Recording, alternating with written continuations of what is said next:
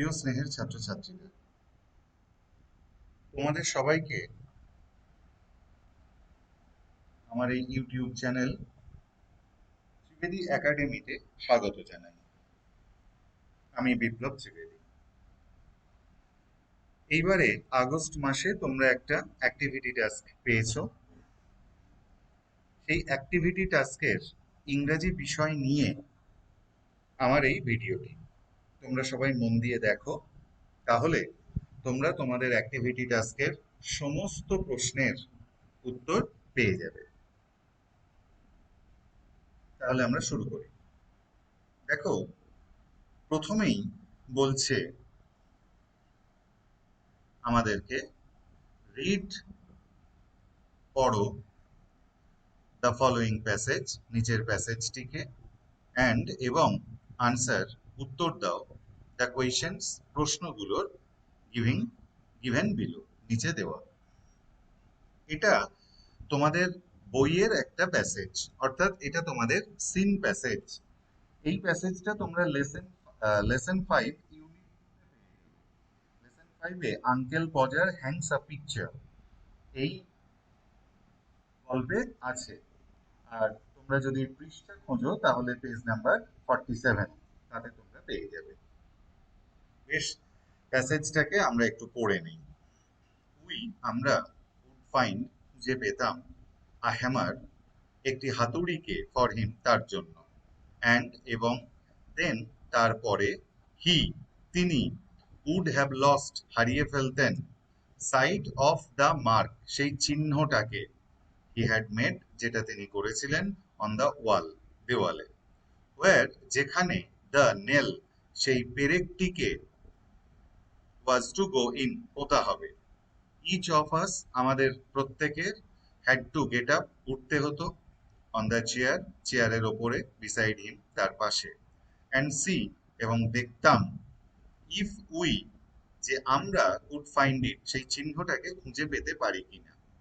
We, আমরা, would each, প্রত্যেকেই, discover, আবিষ্কার করতাম, ইট, সেই চিহ্নটিকে, ইন আ নিউ প্লেস, একটা নতুন জায়গায়, অ্যান্ড হি, এবং তিনি, উড কল আস, আমাদেরকে বলতেন, অল ফোলস, আমরা সবাই বোকা।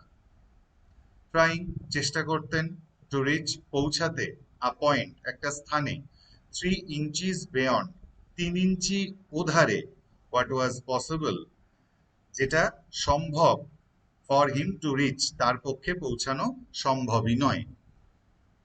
দ্য স্ট্রিং, সেই দড়িটা, উড স্লিপ, হাত ফসকে যেত, and down he would side, এটা সাইড হবে না, স্লাইড হবে, অন দ্য পিয়ানো, এবং তিনি পিয়ানোর ওপরে পড়তেন।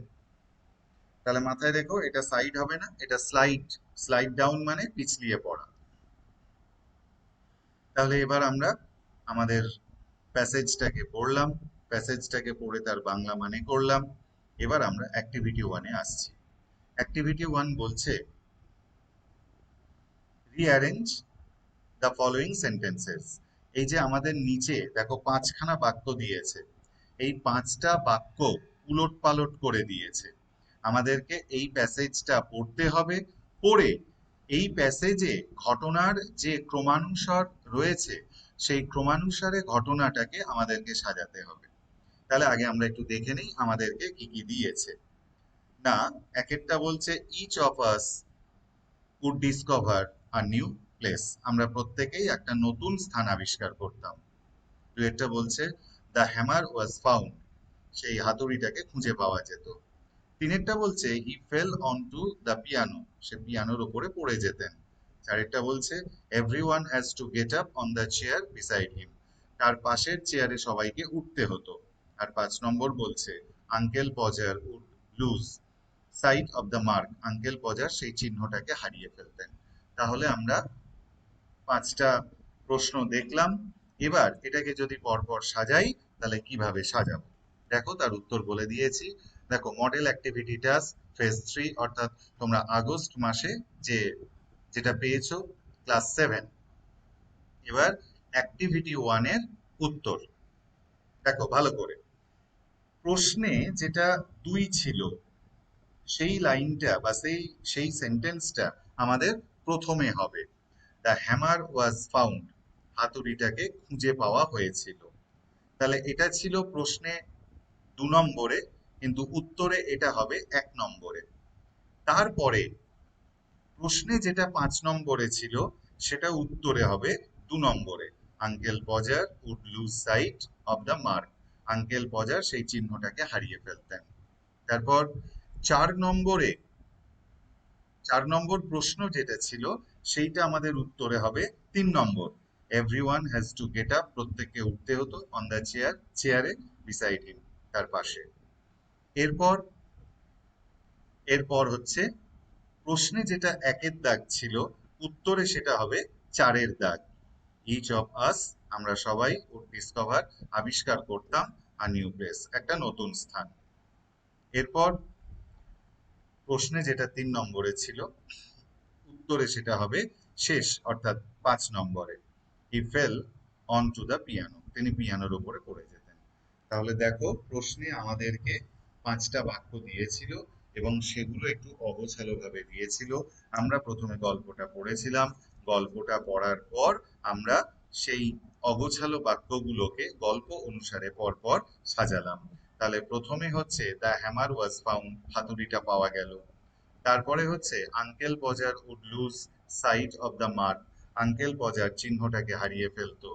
তারপরে হচ্ছে everyone has to get up, প্রত্যেককে উঠতে হতো, অন দ্য চেয়ার, চেয়ারের ওপরে, বিসাইড হিম, তার পাশে। তারপরে হচ্ছে ইচ অফ আস, আমরা সবাই ডিসকভার, আবিষ্কার করতাম, আ নিউ প্লেস, একটা নতুন স্থান। তারপরে হচ্ছে he fell on to the piano, তিনি পিয়ানোর ওপরে পড়ে যেতেন। তাহলে আশা করি তোমরা অ্যাক্টিভিটি 1টা বুঝতে পারলে। এবার আমরা অ্যাক্টিভিটি 2তে যাচ্ছি। দেখো অ্যাক্টিভিটি 2 বলছে আনসার, উত্তর দাও, দ্য ফলোইং, নিম্নলিখিত কোয়েশ্চেন্স, প্রশ্নগুলোর। এর উত্তরগুলো আমাদের এই প্যাসেজ থেকেই দিতে হবে। তাহলে আমাদের এ প্রথম প্রশ্ন বলছে হোয়াই ওয়াজ ইট নেসেসারি, এটা কেন দরকারি ছিল, ফর ইচ অফ দেম, তাদের প্রত্যেকের কাছে, two get up on the chair, চেয়ারের ওপরে ওঠা, বিসাইড হিম, তার পাশে। তাহলে তার পাশের চেয়ারে ওঠার কেন প্রয়োজন হয়ে পড়েছিল সবার, এর উত্তরটা আমরা এবার দেখে নিই।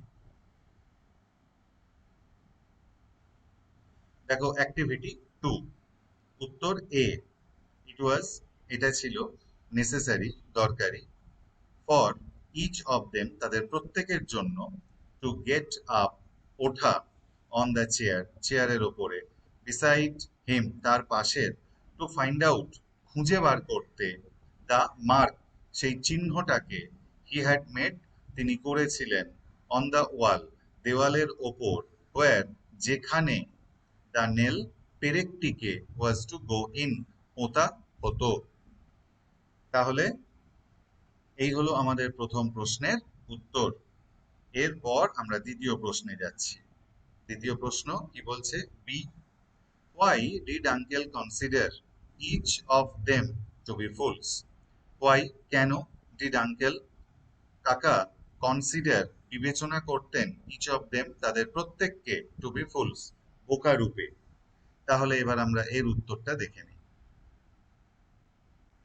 এর উত্তরটা হলো আঙ্কেল পজার কনসিডার্ড, বিবেচনা করেছিলেন, ইচ অফ দেম, তাদের প্রত্যেককে, টু বি ফুলস, বোকা রূপে, বিকজ, কারণ, দে, তারা, উড ইচ, ডিসকভার, তারা প্রত্যেকেই আবিষ্কার করত, দ্য মার্ক, চিহ্নটিকে, ফর দ্য নেল, সেই পেরেক পোঁতার জন্য, ইন আ নিউ প্লেস, একটা নতুন স্থানে। তাহলে আমাদের বি এর উত্তরটাও হলো। এবার আমরা সি প্রশ্নে আসব।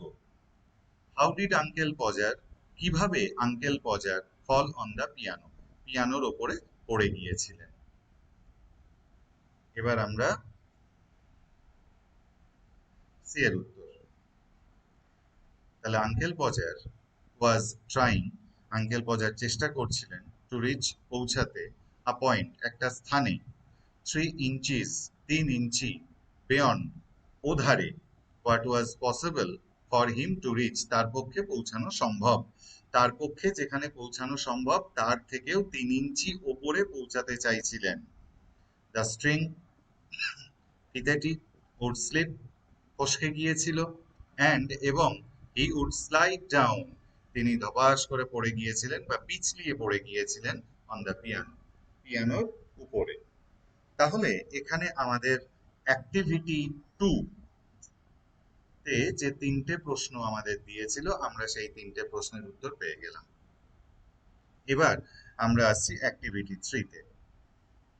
দেখো, অ্যাক্টিভিটি 3 বলছে আন্ডারলাইন, দাগ দাও, তলায় দাগ দাও, দ্য নমিনাল কম্পাউন্ড গুলোর ইন দ্য ফলোয়িং সেন্টেন্সেস, নিম্নলিখিত বাক্যগুলির। তাহলে এখানে লক্ষ্য করো 4টে বাক্য দিয়েছে, এ বি সি ডি। এই 4টে সেন্টেন্সেতেই একটা করে নমিনাল কম্পাউন্ড আছে, অর্থাৎ যেটাকে বাংলায় আমরা বলে থাকি সমাস। একটা করে সমাস আছে, সেইটাকে আমাদের বের করতে হবে। এটা হচ্ছে ইংরেজির সমাস। তাহলে প্রথম বাক্য অর্থাৎ এ, এতে বলছে সিন্স ইট ইজ রেইনিং, যেহেতু বৃষ্টি হচ্ছিল, you should wear a raincoat, তোমার উচিত একটা রেইনকোট পরিধান করা। তাহলে এই বাক্যতে কোনটা নমিনাল কম্পাউন্ড একটু দেখে নেই।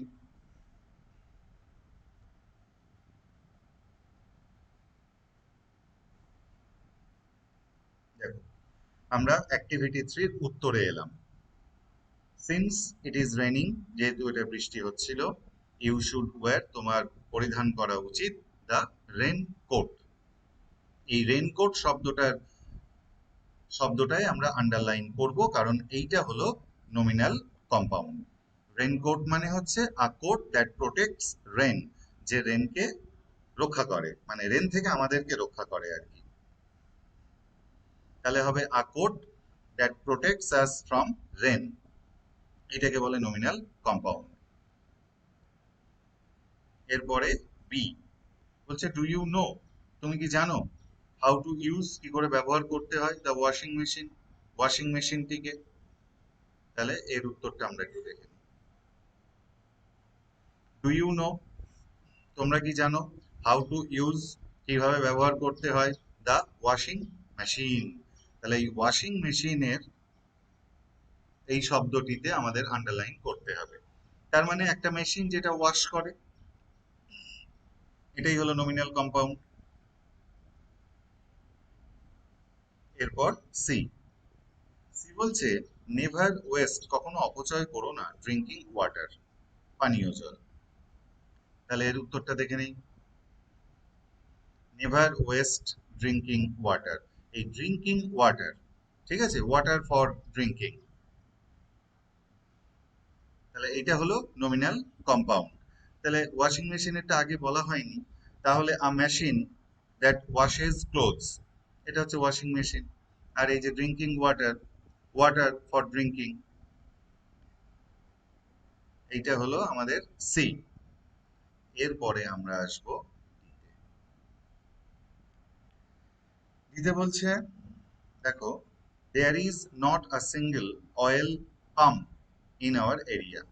দেয়ার is not a single oil pump, একটাও অয়েল পাম্প নেই, ইন আওয়ার এরিয়া, আমাদের এলাকাতে। এর উত্তরটা কি হবে? There is not a single oil pump, এই অয়েল পাম্প, ঠিক আছে, এই অয়েল পাম্পটা হচ্ছে nominal compound. A pump that supplies oil, একটা পাম্প যে অয়েল সরবরাহ করে তাকে অয়েল পাম্প বলা হয়, এটাই হলো নমিনাল কম্পাউন্ড। এই শব্দটার নিচেই আন্ডারলাইন করতে হবে, ইন আওয়ার এরিয়া। তাহলে আমাদের অ্যাক্টিভিটি 3 শেষ হলো। এবার আমরা আসবো অ্যাক্টিভিটি 4 এ, যেটা হচ্ছে আমাদের রাইটিং সেকশন। দেখো, অ্যাক্টিভিটি 4 বলছে রাইট, লেখো, দ্য সামারি, সারাংশ, অফ দ্য গিভেন প্যাসেজ, প্রদত্ত প্রদত্ত প্যাসেজটি, অর্থাৎ এখানে যে প্যাসেজটা দিয়েছে বা যে পাঠ্যটা দিয়েছে সেইটাকে একটা সামারি করতে হবে। তা সামারিটা কি? মোটামুটি সামারি মানে হচ্ছে যে প্যাসেজটা দিয়েছে তার থেকে কম আয়তনে মূল বিষয়বস্তুটাকে কেন্দ্র করে আমাদেরকে লিখতে হবে নিজের ভাষায়। তাহলে দেখে নেই কি বলেছে। দ্য কনস্টেবল কেম, কনস্টেবল এসেছিল। হি টুক মি, সে আমাকে নিয়ে গেল, বাই দ্য হ্যান্ড, হাত ধরে, অ্যান্ড এবং পুশড মি আউট, আমাকে ঠেলা দিয়ে বার করে দিল। মাই লাগেজ, আমার মালপত্র, ওয়াজ অলসো টেকেন আউট, সেগুলোকেও বের করা হয়েছিল। আই রিফিউজড, আমি অস্বীকার করেছিলাম। টু গো, যেতে। টু দ্য আদার কম্পার্টমেন্ট, অন্য কামরাতে। অ্যান্ড দ্য ট্রেন, এবং সেই ট্রেনটি স্টিমড অ্যাওয়ে, ছেড়ে দিল। আই ওয়েন্ট, আমি গেলাম। অ্যান্ড স্যাট, বসেছিলাম। ইন দ্য ওয়েটিং রুমে। কিপিং মাই হ্যান্ডব্যাগ, আমার হ্যান্ডব্যাগটাকে উইথ মি, আমার সঙ্গে রেখে। লিভিং দ্য আদার লাগেজ, অন্যান্য মালপত্রগুলোকে রেখে এসেছিলাম। ওয়্যার ইট ওয়াজ, এটা যেখানে ছিল। দ্য রেলওয়ে অথরিটিস, রেল কর্তৃপক্ষ, হ্যাড টেকেন, গ্রহণ করেছিল, চার্জ, দায়িত্ব, অফ ইট, এই মালপত্রের। তাহলে আমরা এই প্যাসেজটাকে পড়লাম, তার বাংলা মানে বুঝলাম। এবার তার সামারি করব। দেখো,